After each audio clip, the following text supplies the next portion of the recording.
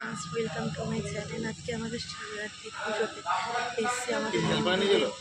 এই তো আমাদের মন্দির, তোমরা সবাই দেখো। এখানে এখন দেখে আসিস না, এই আমাদের মন্দির, এখানে আমরা এই পুজো করতে এসেছি। তোমরা সবাই দেখতে থাকো কন্টিনিউ।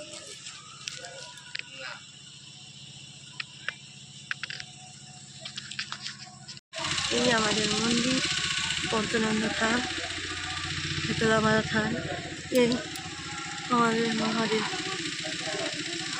এই হলো আমাদের মহাদেব মন্দির।